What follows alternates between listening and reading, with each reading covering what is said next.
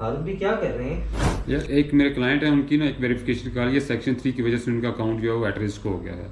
उसकी verification call थी, verification call तो डन होगी, लेकिन उसके बाद एक ईमेल आई है, उसके रिगार्डिंग कुछ डॉक्यूमेंट्स रिक्वायर्ड किए गए हैं। अब जो ईमेल आई है वो भी आपको दिखाते हैं, और उसको हमने कैसे डॉक्यूमेंट जो हैं वो रेडी करने हैं और अटैच करने हैं वो भी वन बाय वन आपको दिखाते हैं। फर्स्ट ऑफ ऑल आते हैं कि ईमेल क्या आई है। ये एक ईमेल आई है, आप देख सकते हैं कि इस ईमेल के ऊपर उन्होंने बताया कि thank you for your video verification call.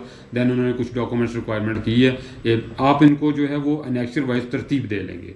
आपने जितने भी डॉक्यूमेंट्स हैं उनको अनेक्चर वाइज तरतीब दे देंगे, और जो भी इसके क्वेश्चंस हैं उनको उसके मुताबिक आंसर करते हुए साथ अटैचमेंट करेंगे, अनेक्चर 1A, अनेक्चर 1B।